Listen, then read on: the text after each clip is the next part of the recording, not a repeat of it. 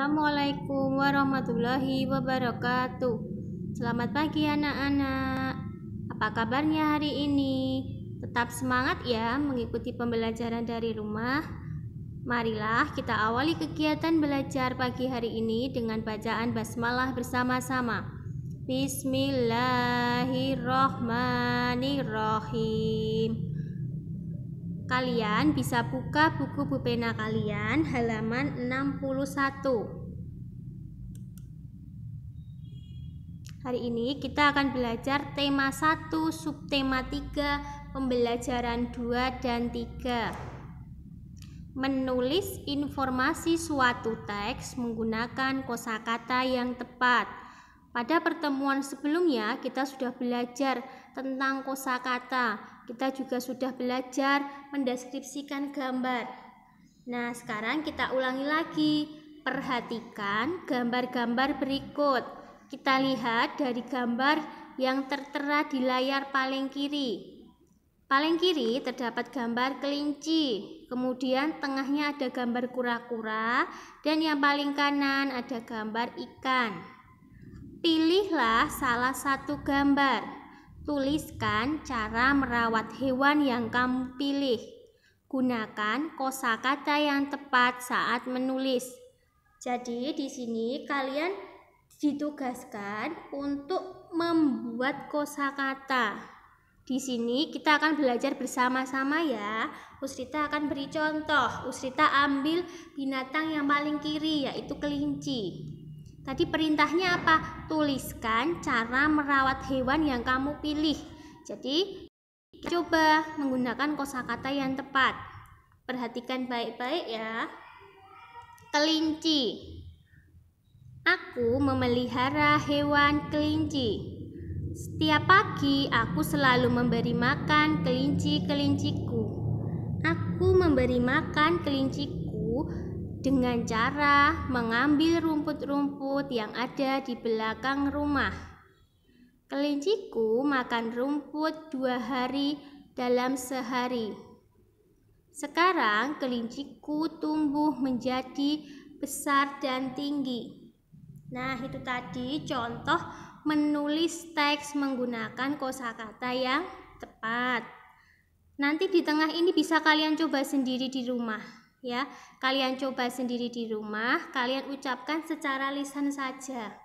Nanti biar ayah atau bunda kalian yang memberi nilai. Kita lanjut ya. Makna bersatu dalam keberagaman. Kita menjumpai keberagaman dalam kehidupan sehari-hari. Keberagaman itu terlihat dari ciri fisik, warna kulit, sifat, kemampuan, dan kegemaran atau kesukaan. Kita harus mensyukuri dan menghargai keberagaman yang ada. Misalnya, tidak mengolok-olok teman yang kurang pintar, namun ajarilah dia. Dengan demikian, kerukunan akan tetap terjaga. Jadi, kalian semua itu harus rukun, harus bersatu, baik di sekolah maupun di lingkungan rumah. Tidak boleh mengolok-olok teman. Seperti kemarin Usrita beri contoh, ada yang fisiknya besar, ada yang kecil, ada yang kulitnya hitam, ada yang putih. Kemudian ada yang pintar menggambar, ada yang pintar menyanyi. Semua kita harus bersatu, kita harus hidup rukun.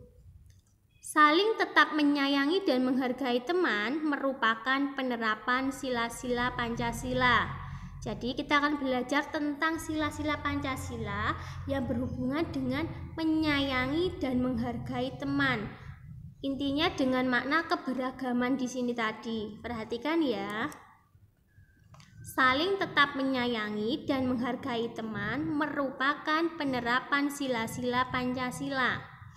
Yang pertama, jika perilaku tersebut dilakukan sebagai wujud syukur kepada Tuhan, berarti kita mengamalkan sila pertama Pancasila. Diingat-ingat ya, jadi kalau wujud syukur kepada Tuhan itu sila pertama. Yang kedua, jika perilaku tersebut didasari rasa kemanusiaan, Berarti kita mengamalkan sila kedua Pancasila.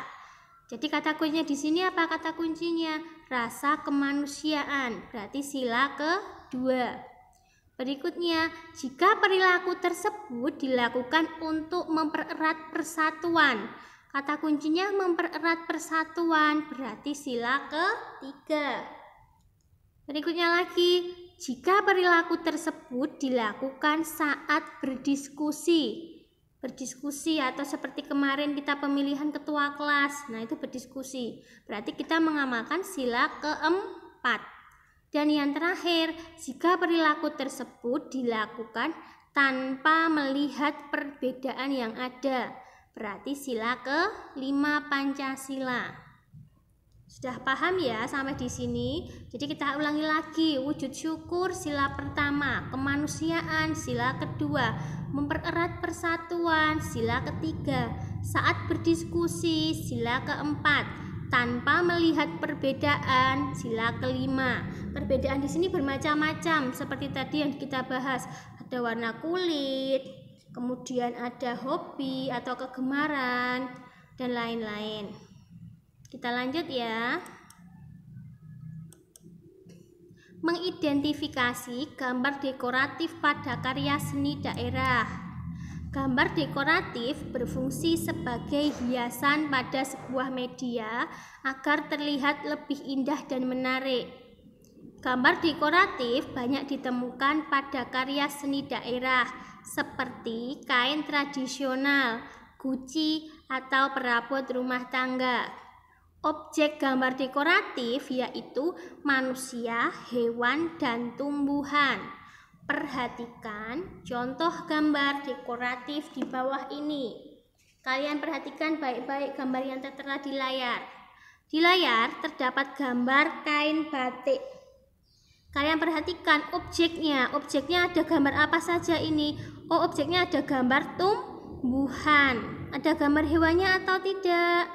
Tidak ada, ya di sini ada gambar tumbuhan, ada daun, tangkai, bunga. Nah, ini merupakan contoh gambar dekoratif.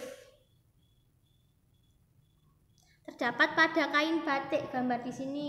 Objeknya nanti apa? Objeknya ada yang tumbuhan.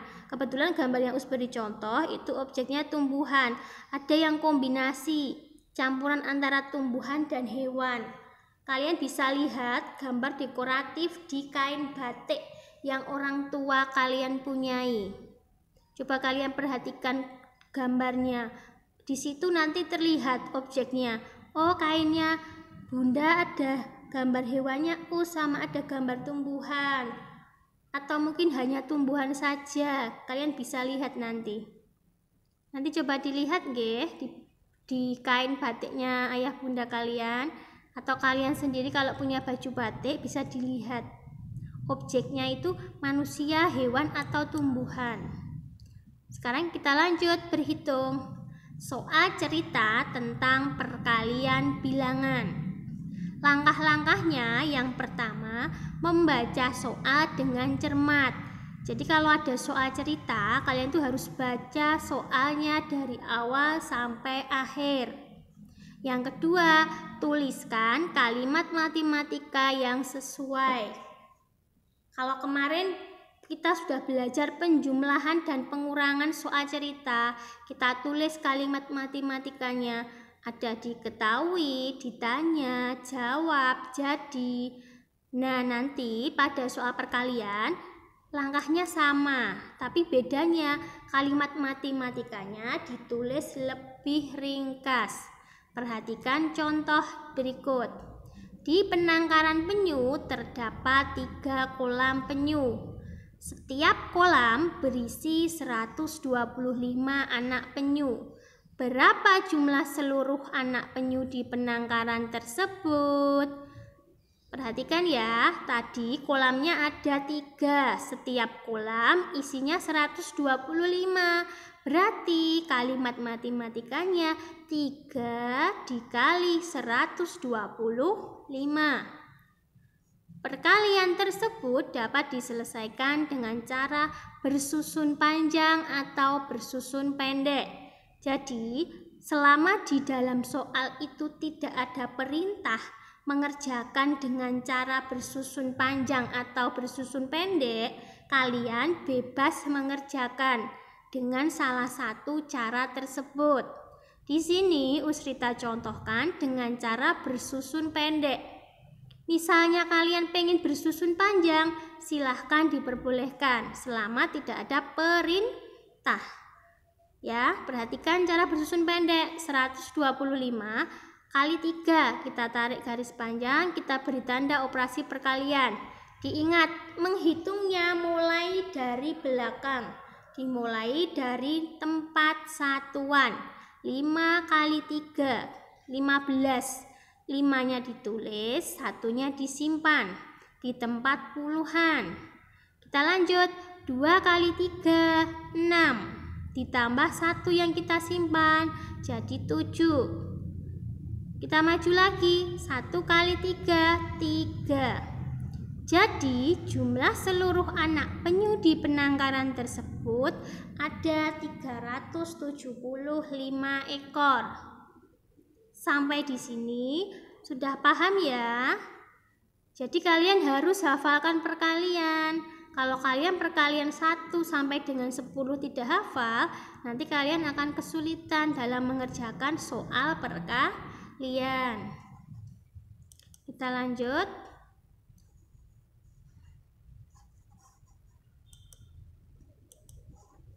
Karena sudah habis materinya, Usrita akhiri sampai di sini pertemuan hari ini. Kurang lebihnya Usrita mohon maaf. Billahi taufiq wal hidayah. Wassalamualaikum warahmatullahi wabarakatuh.